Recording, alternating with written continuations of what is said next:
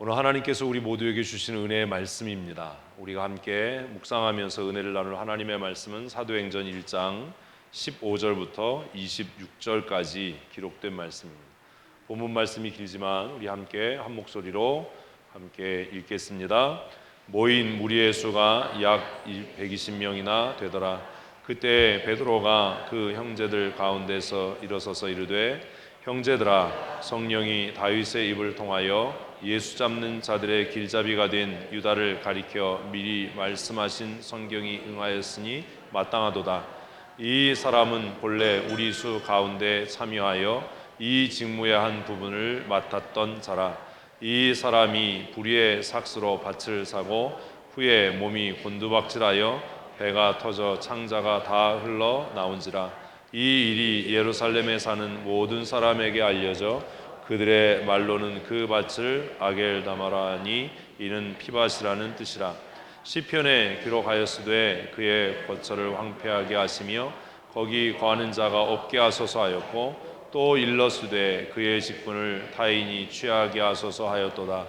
이러함으로 요한의 세례로부터 우리 가운데서 올려가신 날까지 주 예수께서 우리 가운데 출입하실 때에 항상 우리와 함께 다니던 사람 중에 하나를 세워 우리와 더불어 예수께서 부활하심을 증언할 사람이 되게 하여야 하리라 하거늘, 그들이 두 사람을 세우니 하나는 바사바라고도 하고 별명은 유스도라고 하는 요셉이요 하나는 마띠아라.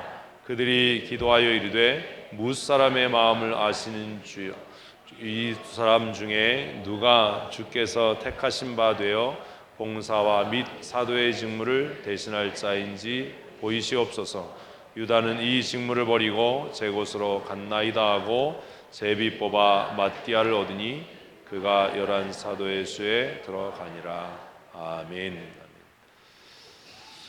장로교 교리의 가장 기본이 되는 것 중에 하나가 예정과 선택입니다. 예정과 선택에 대해서 칼빈은 그것을 불가항력적 은혜라고 이야기했습니다. 하나님께서 선택하시고 구원으로 부르실 때 우리가 그 하나님의 부르심에 대해서 거부할 수 없고 누구도 그 부르심을 무효화시킬 수 없다라고 정리한 것입니다. 그래서 우리는 칼빈이 정리한 5가지 교리를 장로교의 핵심 교리로 삼고 그 위에 신앙의 기초를 세워가고 교회를 세워왔습니다. 그 5가지 교리 혹시 기억하십니까? 첫 번째는 전적 부패입니다. 이런 거 할 때는 따라하시고 기억하시고 외우셔야 됩니다. 모든 사람은 전적으로 부패해서 구원에 이를 능력이 없다, 구원에 대하여 아무런 능력도 가지고 있지 못하다라고 하는 것이 전적 부패입니다. 두 번째는 하셔야죠. 시작. 무조건적 선택입니다. 하나님께서 우리를 택하실 때 잘생겼다거나 돈이 많다거나 많이 배웠다거나 좋은 가문의 출신이어서 우리를 택한 것이 아니라 조건 없이 하나님의 전적인 지혜와 하나님의 섭리와 예정과 작정 가운데서 우리 각 사람을 택하셔서 구원에 이르게 했다라고 하는 교리가 두 번째 무조건적 선택입니다. 세 번째는 제한속죄입니다. 제한속죄란 뭐지요? 하나님께서 모든 사람을 구원하시는 것이 아니라 하나님이 예정하시고 택하신 자들만 구원에 이르게 된다라는 교리입니다. 이에 비해서 알미니안주의자들은 하나님께서 모든 인류, 모든 사람을 구원하시기를 원하신다라는 교리를 갖고 있습니다. 이것은 하나님의 주권에 비해서 인간의 선택과 의지를 더 무게 있게 다루는 교리이지요. 그래서 어찌 보면 장로교회의 이 하나님의 절대 주권을 인정하는 교리보다 인본주의적인 이 알미니안주의 교리가 많은 사람에게 호응을 받고 또 많은 사람들이 그 교리를 믿고 따르는지도 모르겠습니다. 특별히 교단 가운데는 장로교회가 이 칼빈주의 노선을 따르고 있고 대표적으로 알미니안주의 노선을 따르는 교단과 교회는 감리교입니다. 그래서 감리교의 구원과는 인본적이고 또 하나님의 절대적인 주권보다는 인간의 주권과 인간의 의지를 더 중요하게 생각을 합니다. 그래서 그런 교리를 가지고 있는 교회나 또 교단들은 사회 참여, 또 인간의 수고와 의지로 하는 결단과 봉사를 더 중요한 가치로 삼고 있는 것이지요. 그리고 네 번째가 불가항력적 은혜입니다. 하나님께서 우리를 구원하시기로 작정하셨을 때 누구도 그 하나님의 구원을 거부할 수 없다. 그리고 하나님께서 선택하지 않았다면 누구도 자신의 수고와 노력으로 인간의 지혜로 구원에 이르지 못한다라는 교리입니다. 그런데 이제 중세 르네상스 운동이 일어나면서부터, 그리고 인본주의가 성장하고 발흥하면서부터 제가 좀 조심스러운 것 중에 하나가 여러분들에게 인문학에 대한 것들을 굉장히 강조하는데, 사실 인문학의 발달과 발흥은 이 장로교 교리를 약화시키는 부작용을 낳았습니다. 그래서 우리가 잘 아는 몇몇 철학자들과 기독교 철학자들에 의해서 신학함에 있어서의 태도가 바뀌게 되었는데, 많은 사람들은 인본주의적인 영향을 받아서 인간적인 사유와 또 인간적인 지혜와 지적인 노력이 구원에 이를 수 있게 한다라고 하는 그릇된 신앙관을 갖게 되었습니다. 그러나 성경은 어디에도 인간의 지혜와 수고 또 지적인 철학함이 구원에 이르게 하는 것이 아니라 세상에 속한 사람들이 그렇게 무의미하고 무가치하게 생각하는 오직 믿음에 의한 방법, 바울이 고린도 교회에 선포하고 설명했던 것처럼 그리스도의 십자가 외에 다른 구원이 없다라고 하는 이 복음이 유일한 구원에 이르는 길이다라고 하는 것들을 인본주의자들, 인문학자들은 부정하고 반대합니다. 그래서 지금 많은 교회들이 십자가의 복음, 믿음을 통한 구원보다는 자기 성찰과 깨달음을 통한 구원이라고 하는 것들을 더 중요하게 여기고, 누구에게 배웠는가, 어떤 교회에 속해 있는가 하는 것들을 자랑으로 삼습니다.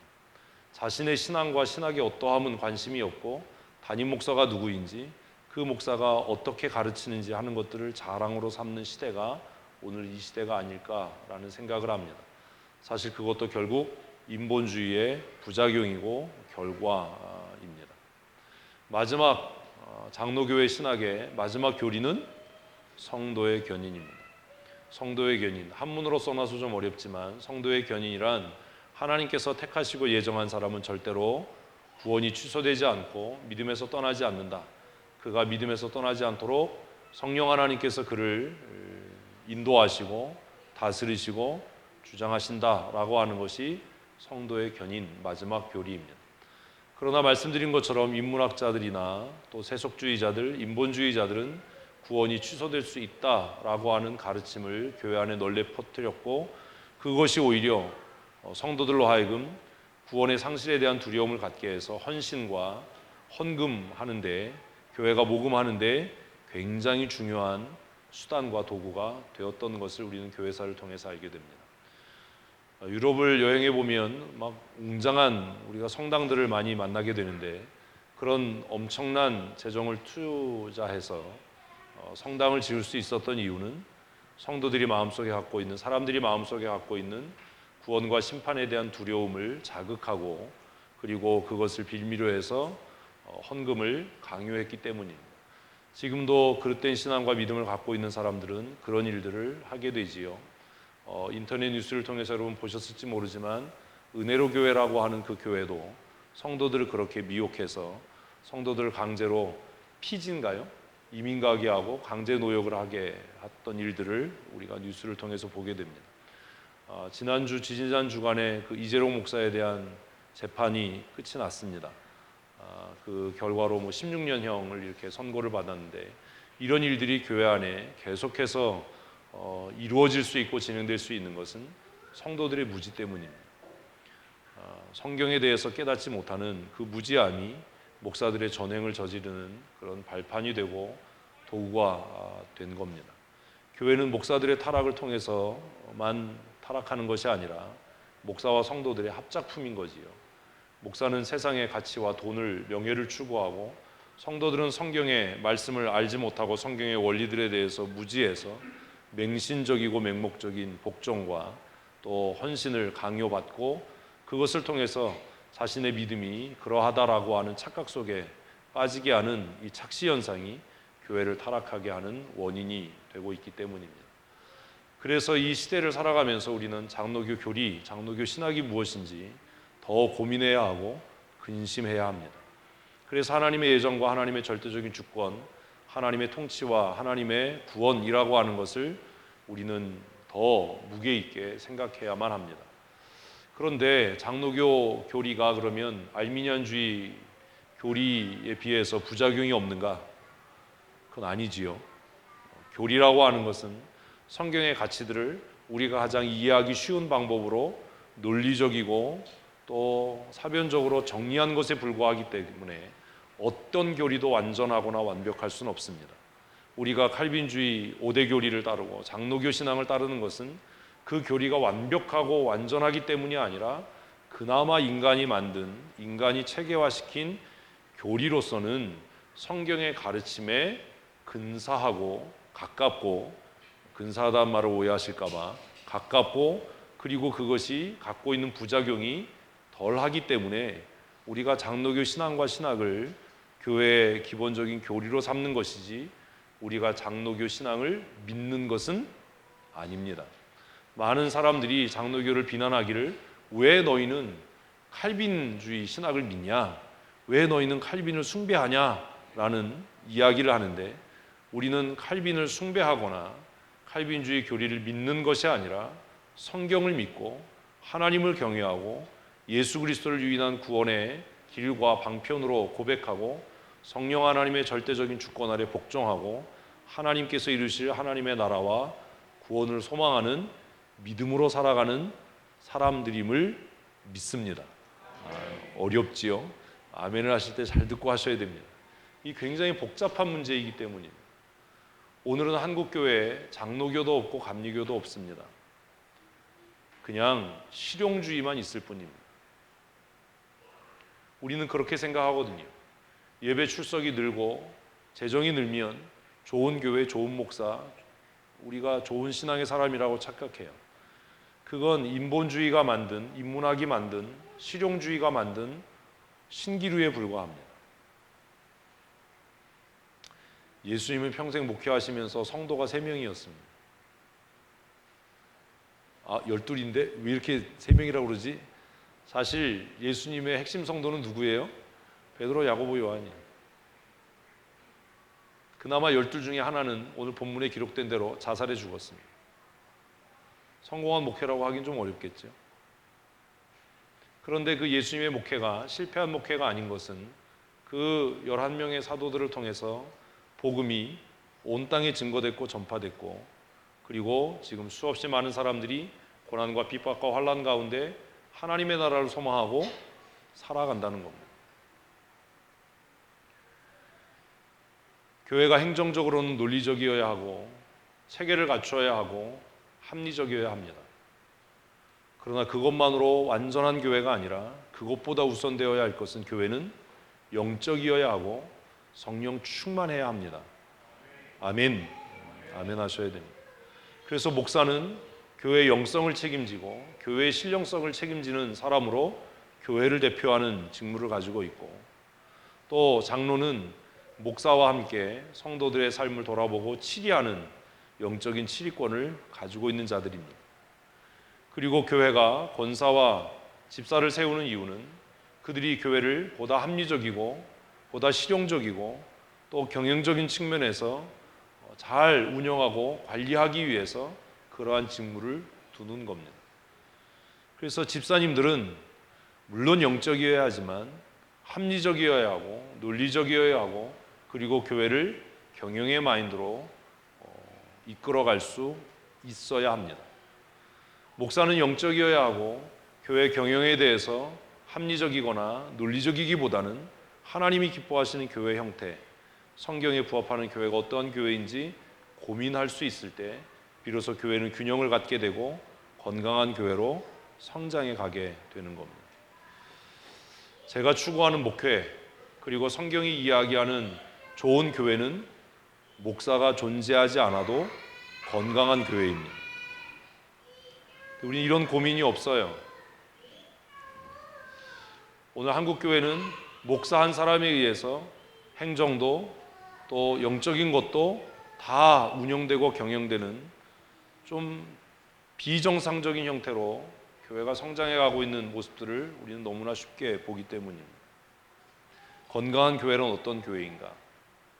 우리가 이루어가야 할 교회는 어떤 교회인가? 제가 꿈꾸는 교회는 이제 앞으로 2주간 동안 우리가 또 시험을 해보겠지만 담임 목사가 없어도 교회로서의 정체성을 잃지 않고 성도가 각각 하나님께로부터 부르심과 보내심을 받은 그 은사와 사역대로 그 기능을 잘 감당해서 그 정체성과 방향성을 잃지 않을 수 있는 교회가 건강한 교회입니다.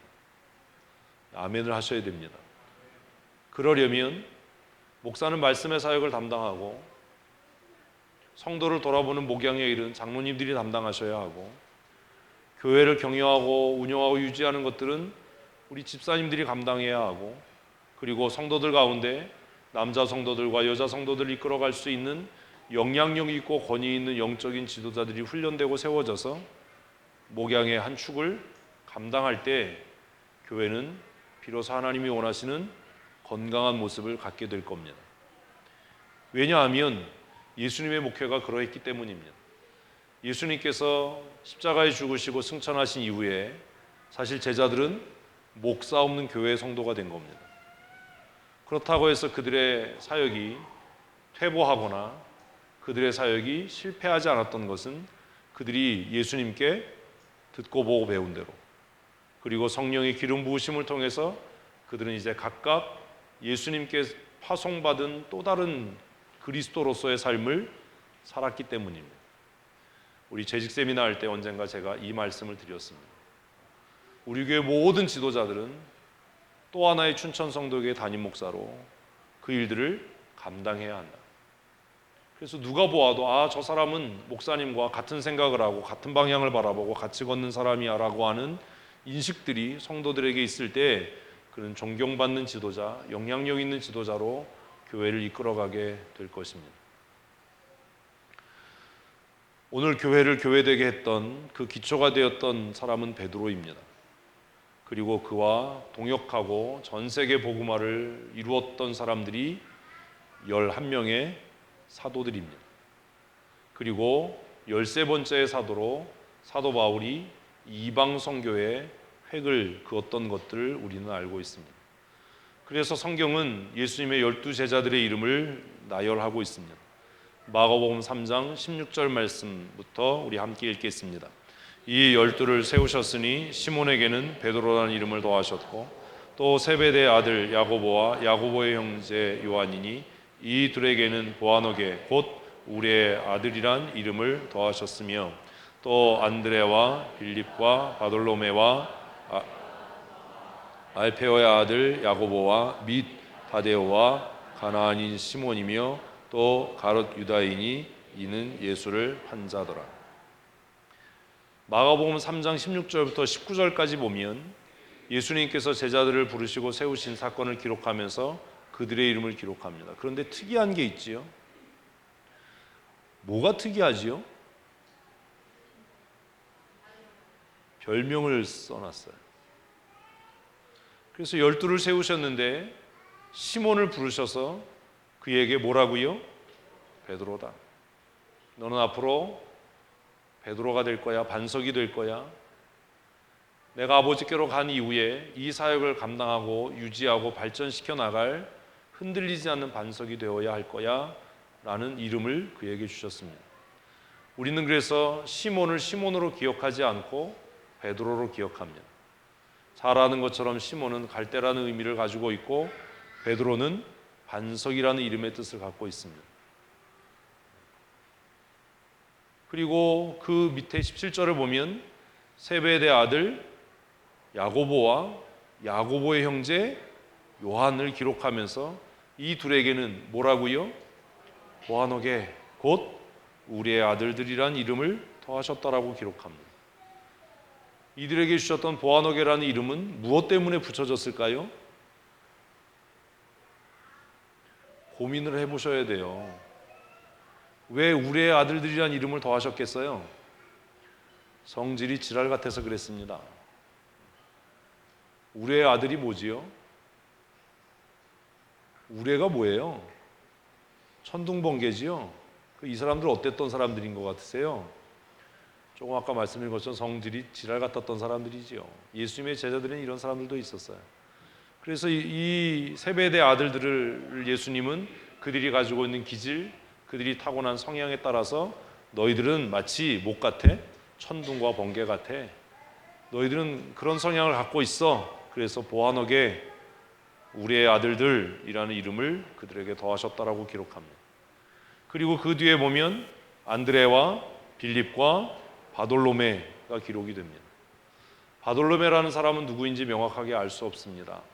그러나 복음서에서 그의 이름이 빌립과 짝을 이루어서 나오는 것으로 봐서 바돌로메는 누굴까요? 나다나엘일 것이라고 사람들은 추정합니다. 왜냐하면 나다나엘은 누구에 의해서? 빌립에 의해서 예수님께 인도됐기 때문입니다. 나다나엘이 나무 그늘 밑에 있을 때 빌립이 자신의 절친한 친구였던 나다나엘에게 찾아갑니다. 그리고 그에게 말하지요. 내가 오늘 메시아를 만났다. 너도 만나봐야 한다. 그때 나다나엘이 뭐라고 이야기하지요? 무슨 나사렛에서 선하는 것이 나올 수 있냐? 거기는 선지자가 나올 수 있는 곳이 아니다. 선지자가 나온다면, 메시아가 오신다면 그는 베들레헴에서 오셔야만 한다 라고 이야기할 정도로 바돌로메라고 불렸던 나다나엘은 성경에 대한 조예가 깊었던 사람이고 경건한 유대인이었던 것으로 보여집니다. 그때 빌립이 나다나엘에게 했던 말이 유명합니다. 그리고 많은 사람들이 지금도 그 말을 전도용어로 사용합니다. 뭐라고요? 와 봐라. 나는 더 이상 논리적으로 너에게 설명할 수 없다. 그러나 만일 내가 와서 내가 만난 메시아 예수님의 말씀을 듣는다면 그가 메시아인 것을 알게 될 것이다 라고 강권합니다. 그리고 그 친구의 강권에 못 이겨서 바돌로메, 나다나엘은 예수님 앞에 나왔습니다. 그때 예수님께서 나다나엘을 보고 뭐라고 말씀하셨지요?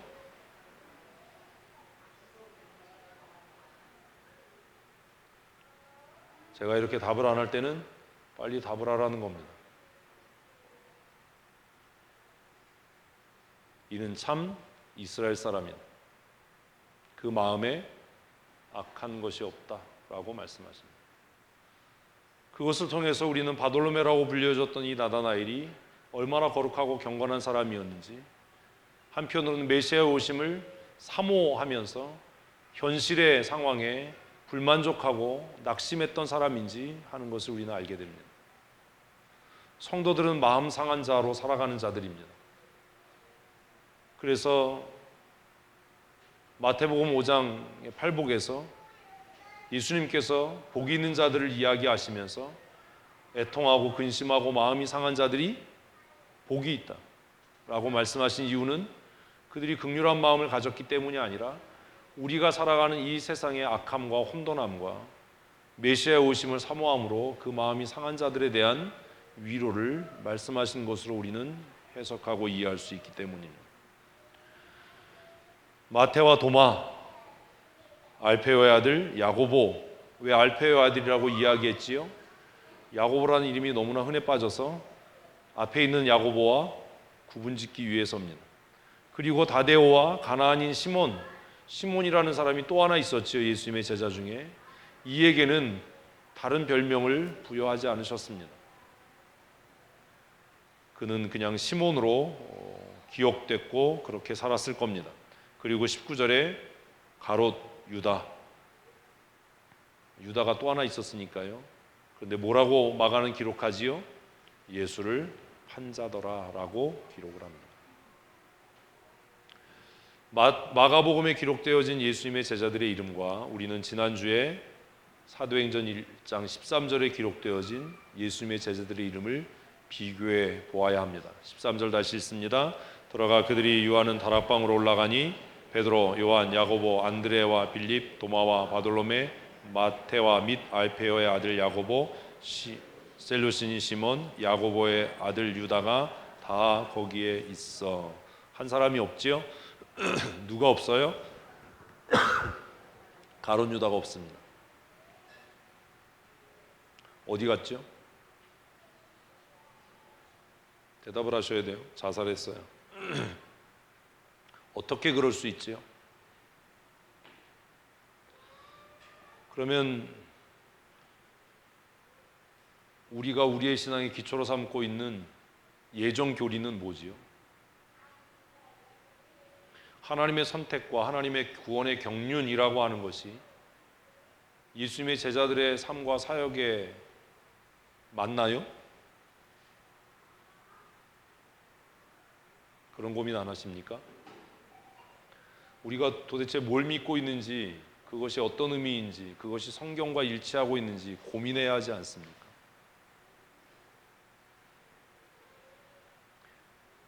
장로교 신앙과 신학이 참으로 아름다운 것이면 틀림이 없지만 그것이 성도들을 방종하게 하는 가장 큰 해악을 만들었습니다.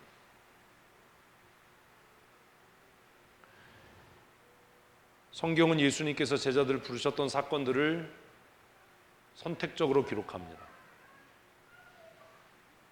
베드로를 어떻게 부르셨는지, 안드레를 어떻게 부르셨는지, 요한을 어떻게 부르셨는지, 마태를 어떻게 부르셨는지, 빌립을, 나다나엘을 어떻게 부르셨는지 우리는 압니다.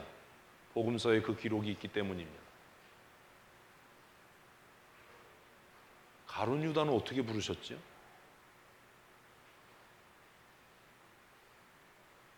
이게 왜 이렇게 중요한 문제인지 아세요?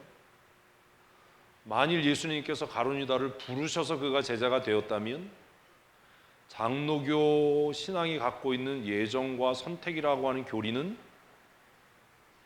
오류죠.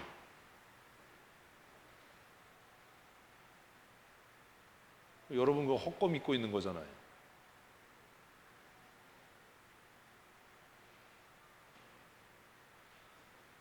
예수 믿는 건 단순하게 교회 왔다 갔다 하는 일이 아닙니다. 정말 고민을 많이 하셔야 되는 겁니다. 오늘 장로교회가, 한국 장로교회가 순복음 비슷해지고 기복주의 신앙으로 똘똘똘 뭉치고 인본주의적인 열심과 인본적인 행위들이 가득하고 충만하게 된 이유가 이런 데 있어요.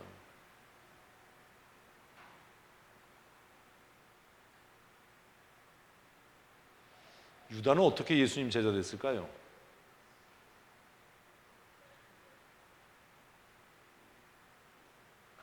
우리가 우리의 신앙의 기초로 삼고 있는 장로교 교리, 하나님의 절대적인 주권과 예정과 선택이라고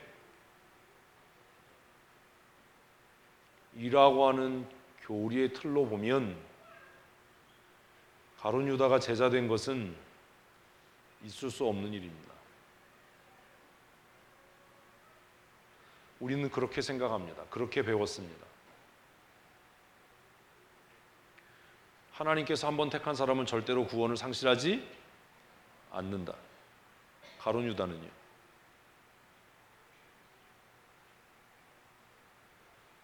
바울이 기록하고 있는 서신에 수없이 많은 세상을 사랑해서 떠났다라고 기록된 사람들은요.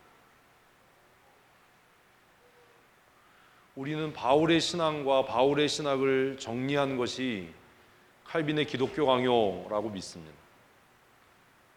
그리고 그 칼빈의 기독교 강요를 함축적으로 정리하고 요약한 것을 칼빈주의 신앙과 신학이라고 믿습니다.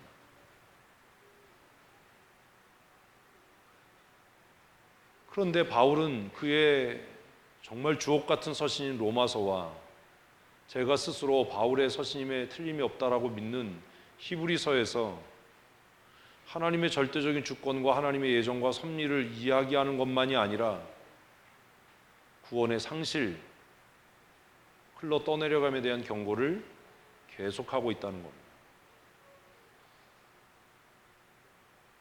칼빈이 그걸 몰랐을까요?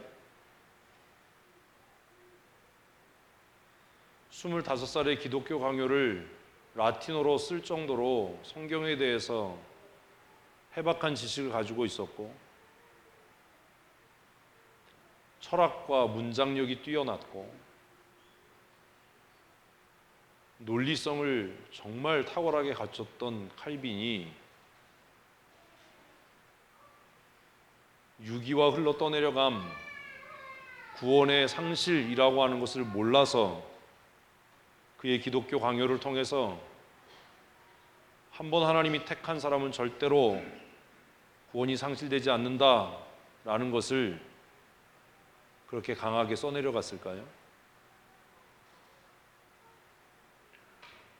잠이 안 오고 심심하시면 여러분이 장로교인이라면 죽기 전에 한 번쯤은 기독교 강요를 읽어보십시오.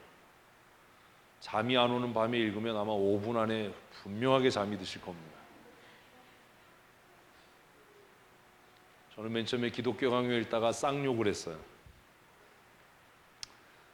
왜 욕을 했냐 하면 어떤 놈은 25에 이걸 썼는데 어떤 놈은 25에 읽는데 뭔 말인지 모르겠다. 칼빈을 욕한 게 아니라 나를 욕했어요. 야, 정말 허접 쓰레기구나. 어떤 놈은 이걸 20세부터 쓰기 시작해서 어떤 놈은 25이 됐는데 읽어도 이게 뭔 말인지 도대체 알 수가 없으니. 칼빈은 왜 그랬을까요? 가론 유다가 예수님의 부르심, 다른 말로 하면 하나님의 예정과 작정, 하나님의 선택에 의해서 예수 믿는 자가 되고 예수의 추종자가 되고 예수의 제자 되었다면 그는 절대로 구원을 상실할 수 없죠.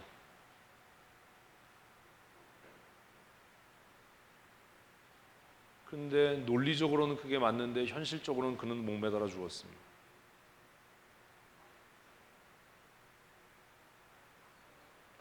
우리는 신앙생활하면서 어떤 교회의 집사가 되고 권사가 되고 장로가 되고 목사가 되면 그가 구원받은 사람임에 틀림이 없다라고 하는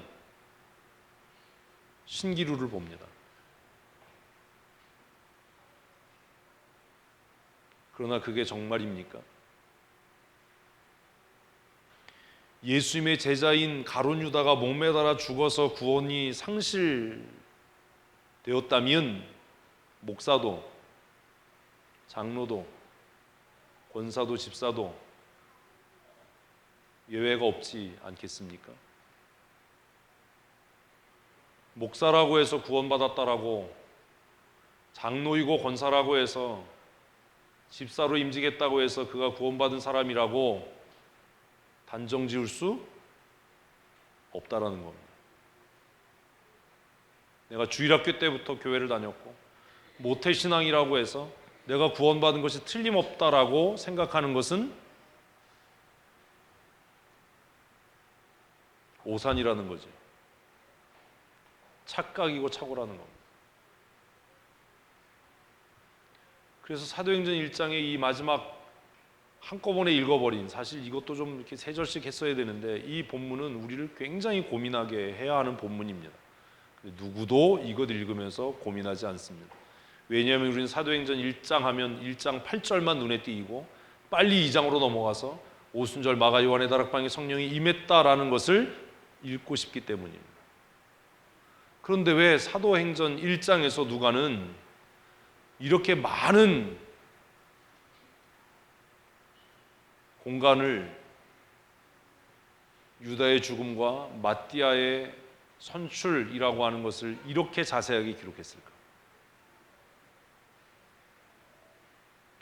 이 메시지가 담고 있는 것은 혹시 나를 향한 경고가 아닐까? 뭐라고요? 너 지옥 갈 수 있어. 너 흘러 떠내려갈 수 있어.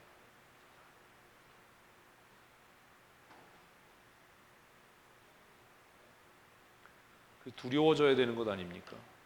누구도 가룟 유다도 어떻게 됐다면 흘러 떠내려가고 구원이 상실됐다면 누구도 나도 그럴 수 있지 않겠나?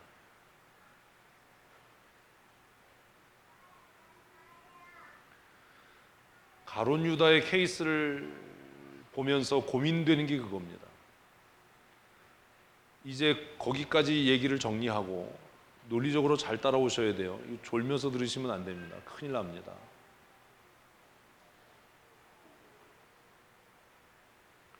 그렇다면 가룟 유다가 예수님의 부름에 의해서 제자가 된 것이 아니라 가룟 유다가 정치적인 목적, 출세와 명예에 대한 욕망, 이스라엘의 회복에 대한 기대, 애국적인 열정과 열심, 이런 것 때문에 예수님을 새로운 지도자로, 망해가는 이스라엘을 회복시킬 정치적인 리더로, 종교적인 세습형을 열어가는 유대교가 시대정신이 되지 못하는 상황 가운데서 새로운 시대정신의 발흥으로 그가 생각하고 예수님을 스스로 따랐다라고 100번 양보해서 그는 하나님의 예정과 하나님의 선택 속에 포함되지 않은 사람이라고 가정을 하십시다. 아씨 어려워. 여러분들 얼굴 보니까 심란해요.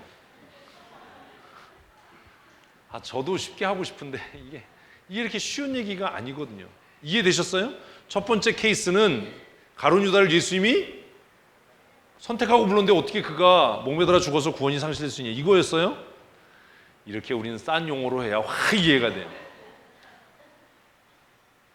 여러분들이 저를 자꾸 시장에 장돌뱅이를 만드는 거예요. 제가 대학 교수님처럼 이렇게 막 얘기하면 여러분의 얼굴이 점점 굳어요. 그래서 저놈의 새끼가 무슨 소리를 하는 거야 이런데 이렇게 막 얘기하면 얼굴이 화색이 확 돌아요. 진짜 그렇게 얘기하지, 이렇게 어렵게 얘기해, 뭐 이런. 그래서 제가 품위를 지키려고 하다가도. 두 번째 경우는 예수님이 그를 부르지 않았습니다. 하나님께서 그를 주권적으로 선택하지 않았습니다. 그는 하나님의 예정과 하나님의 부르심과 섭리 밖에 있었던 사람입니다. 그는 예수님을 사회적인 지도자, 혁명과 문화 사역의 새로운 아이콘, 새 시대를 열어가는 새로운 지도자로 생각해서 스스로 예수님의 제자 되기로 결정한 사람입니다. 라고 가정하자라는 거지. 그러면 유다의 자살이나 유다의 배반이 다